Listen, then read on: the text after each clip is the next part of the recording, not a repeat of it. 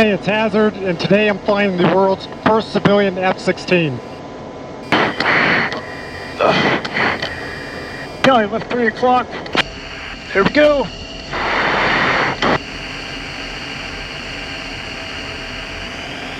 On the kick, here we go into mill power. There's mill.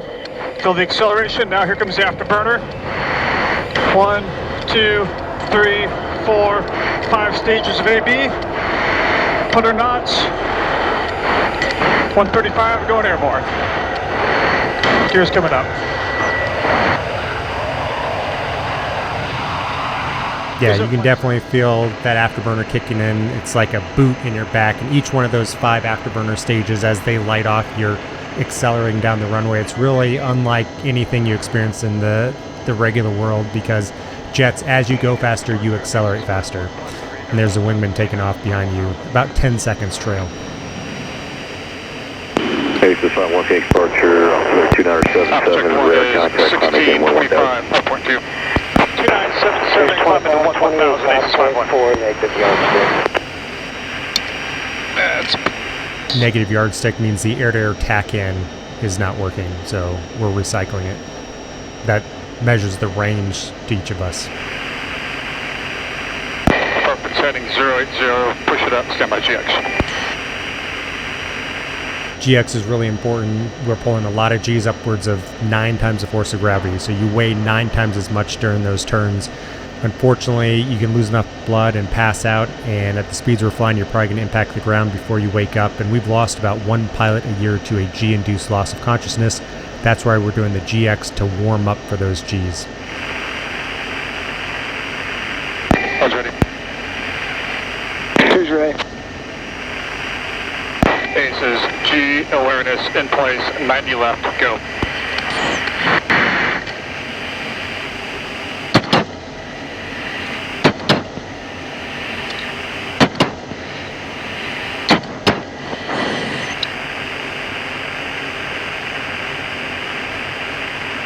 Aces 1, good G. Ace 2, good G.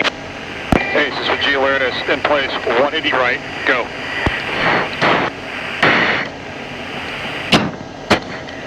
All right, now we're going 180 degrees, even more Gs. You can see the vortices coming off the wing root. So we're looking at 5 to 6 Gs right here. Aces in place, 90 left. Aces 1, good G. Ace 2, good G. Aces 2, good navigation, cleared off the south point. All right, before we move on, today's video is sponsored by Hinson Shaving. So everything I make goes towards the production quality that you find on this channel, but I'm excited to partner with Hinson because they are traditionally an aerospace company. So they've manufactured parts that are on the International Space Station and some that are even on Mars. That's who you want manufacturing sharp equipment that's going to be near your face. So they can use that precision to be able to allow the blade to only extend past the shaving plane by 0.0013 inches. That's less than half the thickness of a human hair. That allows for reduced irritation, it allows for a better shave and fewer cuts. If you think about it, a cartridge razor has 3 or 4 blades. That's passing over the same place on your face 3 or 4 times, giving a lot more irritation. What you really want is one super sharp blade to be able to cut that hair, and that's what Hinson does. Now I have a special offer for viewers of the channel. If you buy one of their razors, you will get 100 free blades. That's 3 to 4 years of shaves for free. So use the link in the description below and use the code HAZARD. All right, back to the action. Aces 1, ready north.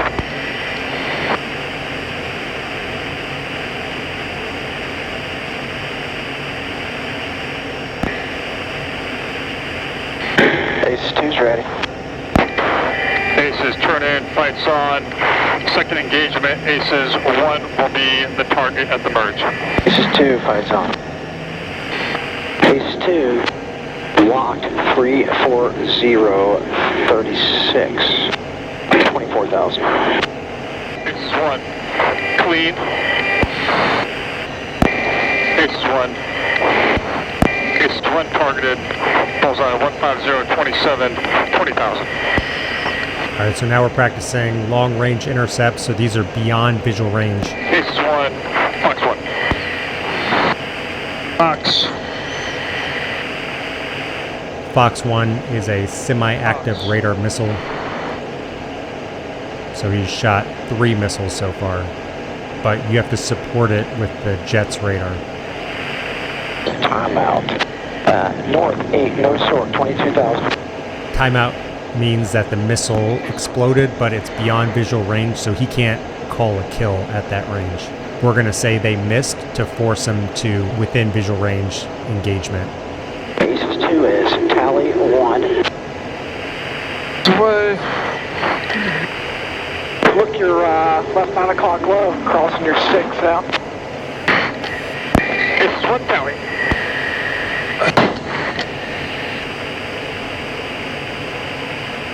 This is high, back right, 5 o'clock.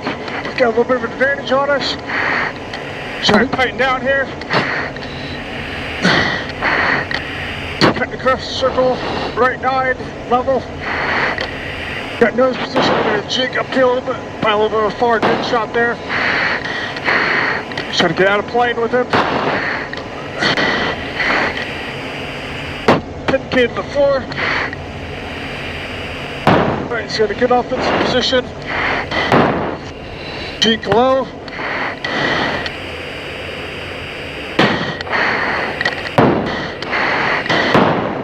Back up.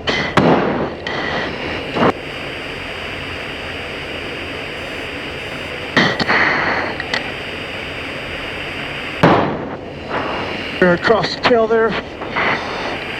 Ace is knock it off, we'll knock it off. Ace 2, knock it off. All right, so we knocked it off for fuel. F-16 doesn't carry much fuel, so you have to, sometimes when your DLOs are met, desired learning objectives are met, you move on to the next set. All right, so these aircraft, definitely not Air Force aircraft. So where'd you guys get them from? So we bought these from Israel. So they were initially U.S. Air Force jets that were initially scheduled to go to Iran back in the 70s. But obviously, due to the political issues that happened during that time, the jets were reallocated to Israel under the Peace Marvel program. So Israel got these jets in the late 70s and early 80s. And then about 5 years ago, top aces saw the need for advanced 4th gen capability to train against for both U.S. Air Force and ideally partner nations. So when ACC started talking about the need for advanced capabilities and 4th gen assets, top aces went out and procured a sales agreement with Israel to buy 29 of these F-16s. One's visual, 18,000, turn in, lights on. All right, now we're doing a visual engagement, so we are at 0.9 Mach, so 0.9 times the speed of sound, so you can see it's about 1,000 miles an hour of closure.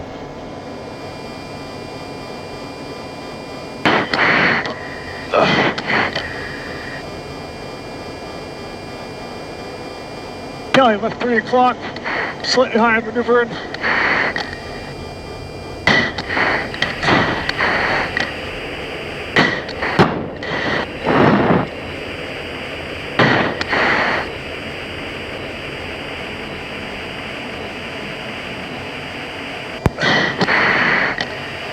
Alright, he's got the offensive advantage here. Kelly, right down. Good slight jig, trying to get out of plane.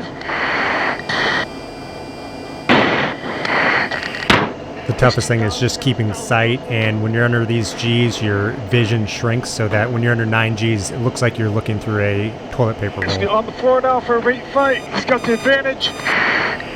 Tighten down. Tighten it up a little bit.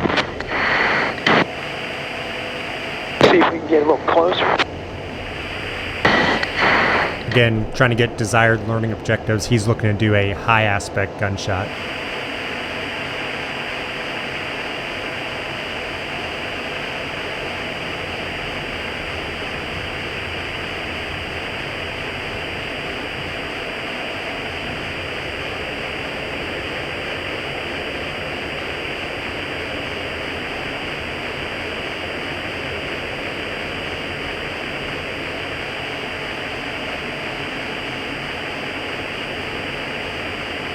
and we're the target here. We're trying to allow him to get that shot on us while not making it too easy.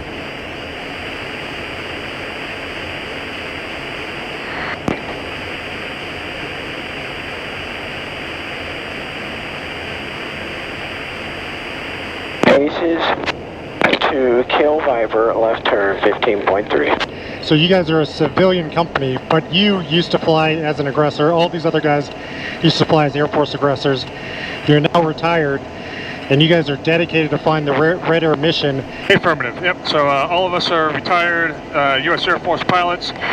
We all flew in one of the aggressor squadrons, or both. Primarily, most of us flew in the 64th aggressors at Nellis. I flew in both the 64th and the 18th aggressors up at Eielson, Alaska. So we've all had that heritage, that aggressor heritage. Our company president also was involved in the aggressor program during his time in the Air Force, and basically the concept behind Top Aces is to be really an extension. Our goal is to be an extension of the U.S. Air Force aggressors on the contractor side now. As you mentioned, all of us are civilian pilots.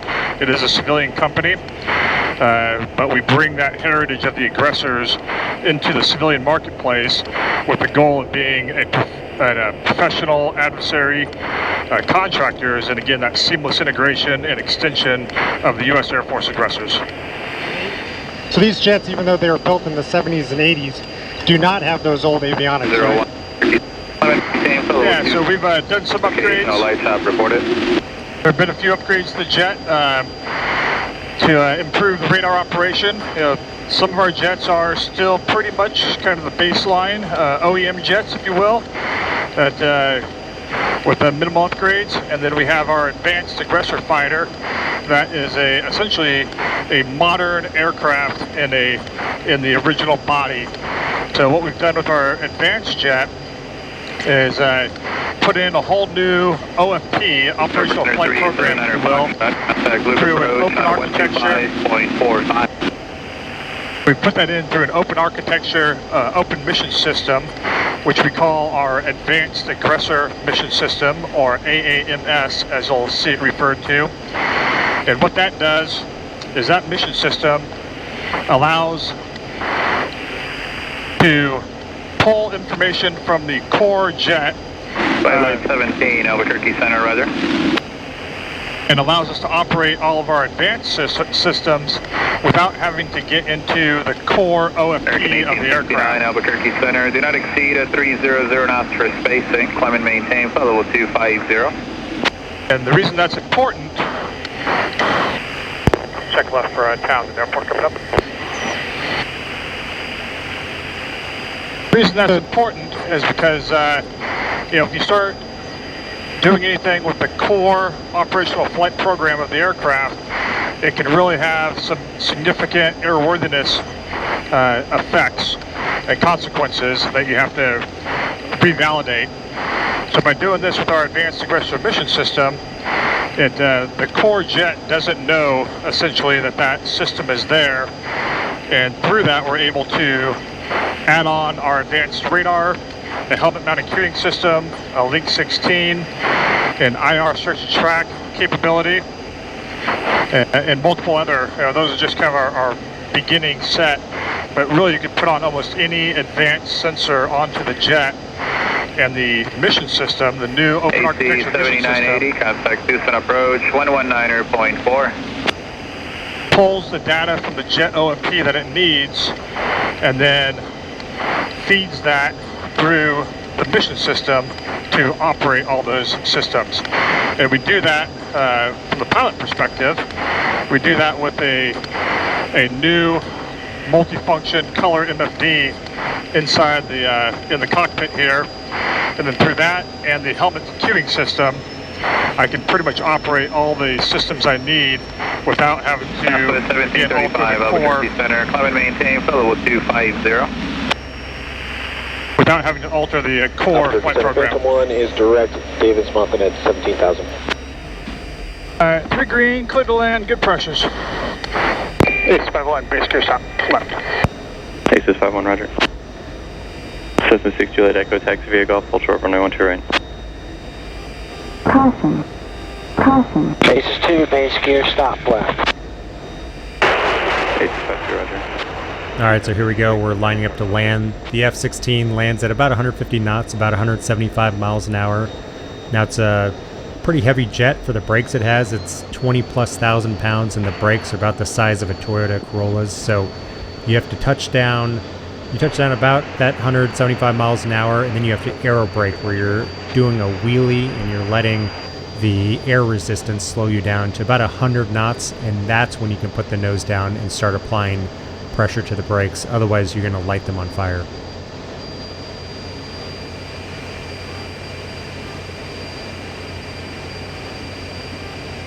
Nailed it. All right. Appreciate you guys watching, and look out for the next one. Take care.